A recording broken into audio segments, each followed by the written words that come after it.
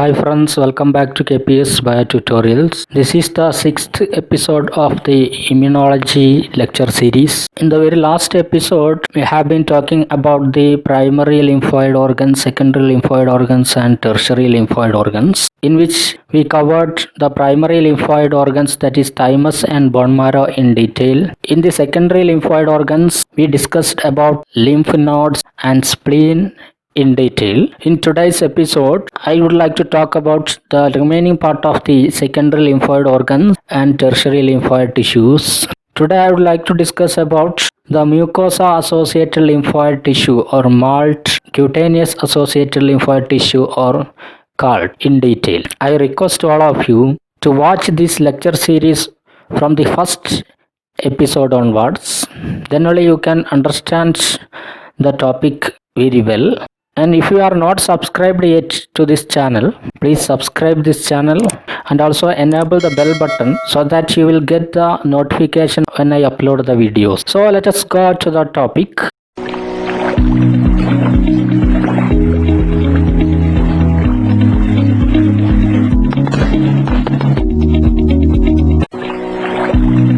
Once again, welcome back to today's episode number 6. As I told you, I would like to discuss in detail about the remaining part of the secondary and tertiary lymphoid tissues. First of all, I would like to talk about the mucosal-associated lymphoid tissue or MALT. As the name indicates, this is the lymphoid tissue which is associated with the mucosa. We know that the mucosa, it is found in our digestive, respiratory and urogenital tracts. The lumen of these digestive, respiratory and urogenital tracts are lined by the mucosa, or it is said to be the mucous lining. And the combined surface area of all the mucosa of digestive, respiratory and urogenital tracts is about 400 meters square. That is, when we add the surface area, the entire surface area of digestive, respiratory and urogenital tract mucous linings, it will be up to 400 square meter. So it is almost nearly equal to a basketball court size. So that much area of mucous lining is there in our in these three tracts, digestive, respiratory and urogenital tracts, and they are the major sites of entry for the most of the pathogens.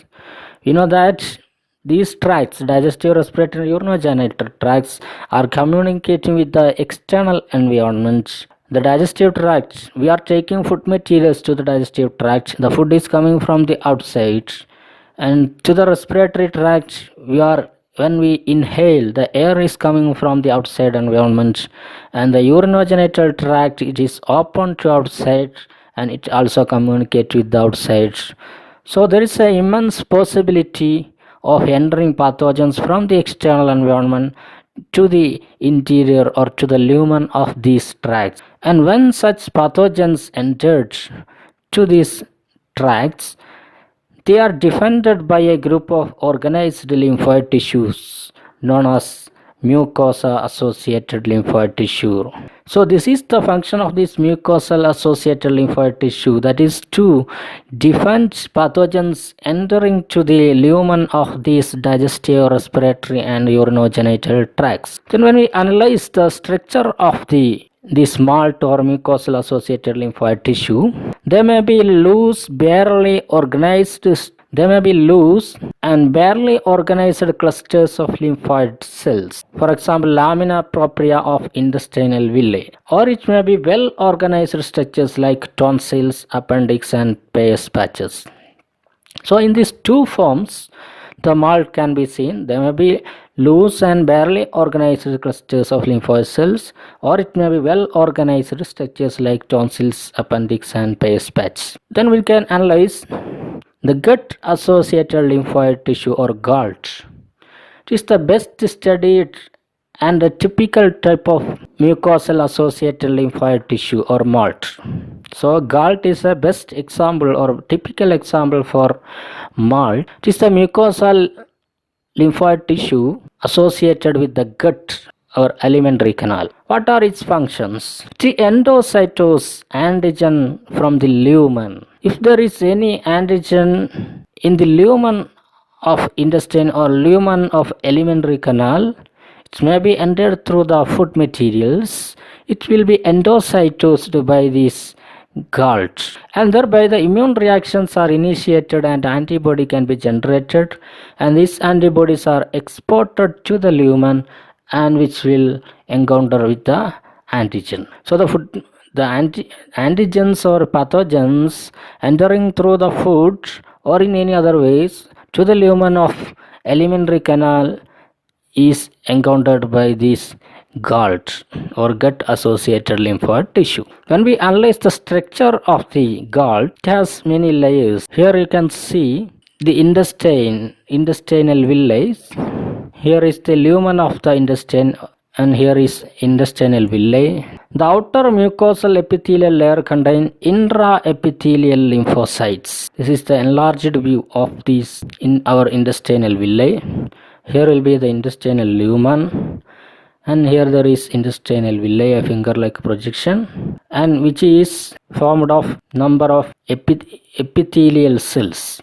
These are epithelial cells which all these cells have their plasma membrane has finger-like projections. This is called microvilli, and these cells are called intestinal epithelial cells, and between these epithelial cells here you can see certain lymphocytes. They are called intraepithelial lymphocytes. So these intraepithelial lymphocytes, they are found in the outer mucosal epithelial layer. So they form the outer layer of this Calt or gut associated lymphoid tissue. Then beneath this epithelial layer there is a region namely lamina propria which lie under the epithelial layer and contain large number of B cells, plasma cells and activated T helper cells and macrophages in loose clusters.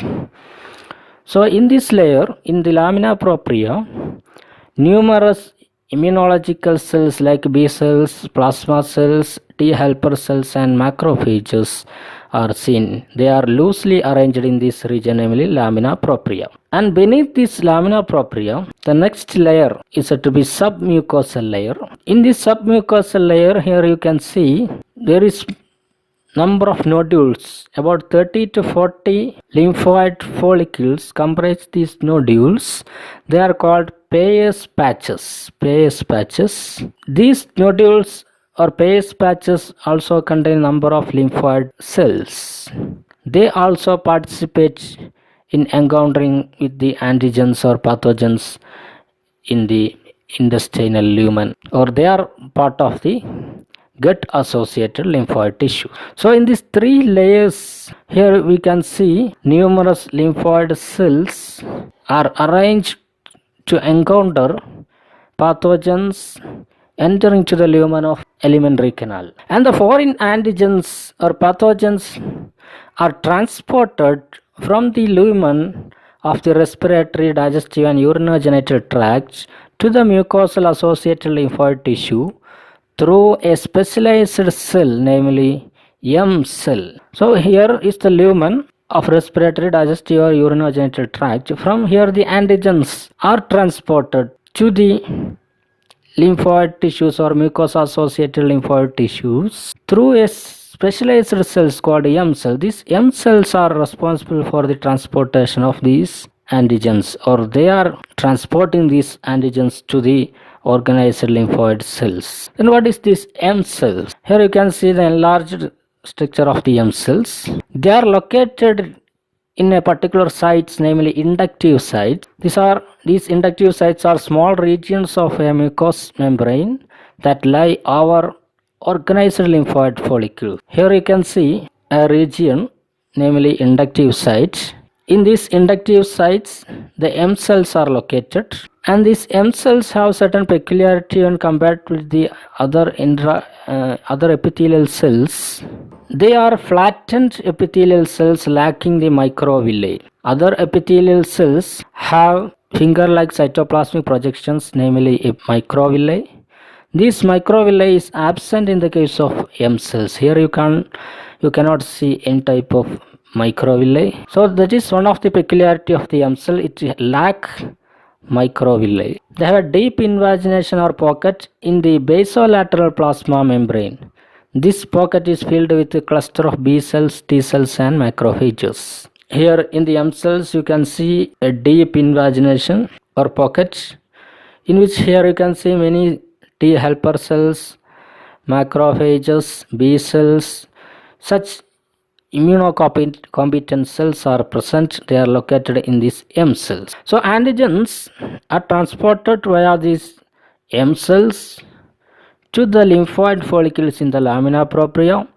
Here contain number of primary lymphoid follicles with number of B and T cells, and by encountering with this antigen, these B and T cells are get activated and then undergo proliferation and further undergo differentiation, and the B cells are differentiated into plasma cells, and these plasma cells secrete antibodies, and that antibodies are transported to the lumen of the intestine or to lumen of the respiratory tract or digestive tract or urogenital tract, and these antibodies then can encounter with these antigens in the lumen. So in this way, the mucosa-associated lymphoid tissue in these tracts are protecting the attack of antigens.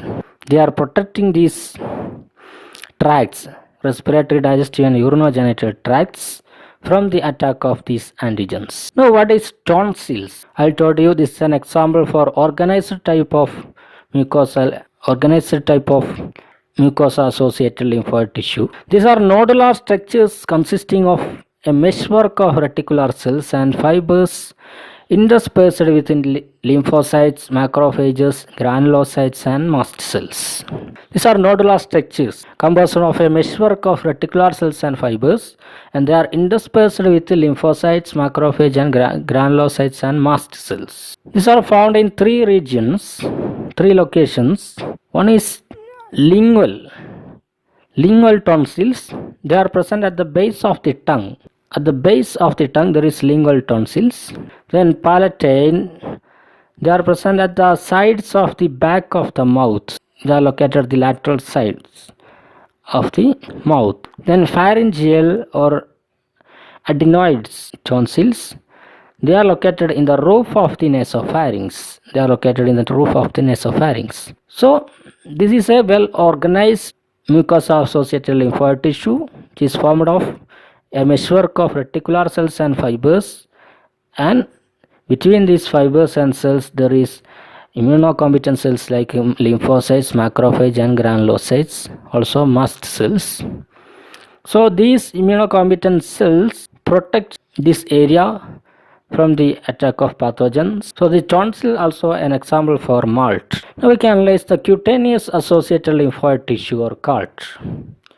We already studied that this belongs to the tertiary lymphoid tissues. Cutaneous-associated lymphoid tissues, as the name indicates, they are cutaneous associated, that means skin associated. You know that skin is an anatomic barrier to the external environment, and it is a component of nonspecific or innate defenses. We studied already in detail in previous episodes. The epidermal or outer layer of the skin has a specialized epithelial cells called keratinocytes. The epidermal layer, that is the outer layer of the skin, which has a specialized epithelial cells called keratinocytes. These keratinocytes secrete number of cytokines which can induce local inflammatory reactions. We also studied inflammatory reactions also included in innate immunity. So keratinocytes secretes number of cytokines which can induce local inflammatory reactions on the skin, and these keratinocytes can be induced to express class 2 MHC molecules. We will study what is class 1, class 2 and class 3 MHC molecule in later episodes, and may function as antigen presenting cells. The cells which can produce or express class 2 MHC molecules are called antigen presenting cells. So it can present antigen to T helper cells. So by the interaction of this class 2 MHC molecule and T cell receptor on the T helper cells, which activate T cells. So that is a part of T cell activation, activation, proliferation and differentiation, which will be studied in detail in coming episodes. And scattered among the epithelial cell matrix of epidermis, there are specialized cells, namely Langerhans cells, which is a dendritic cell. It is said to be dendritic cell because it looks like a dendron of our neuron. It has many finger-like projections with large surface area. Thereby it is called dendritic cells. And these Langerhans cells is a type of dendritic cell.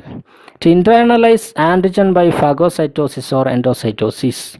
It can internalize or destroy the antigens by phagocytosis or endocytosis. The epidermis of the skin also contain intraepidermal lymphocytes. Just like the intraepithelial lymphocytes in the MALT, here there is intraepidermal lymphocytes which encounter antigens that enter through the skin. So these cells together constitute the Cutaneous-Associated Lymphoid Tissue or Calt. It's a type of tertiary lymphoid tissue. So I hope all of you understood well about today's topic. If you understood these classes, you like this video, and also share with your friends. Also make your comments in the comment box. So I'll be coming back with the later parts of this topic, immunology, in coming episodes. Till then, goodbye to all of you.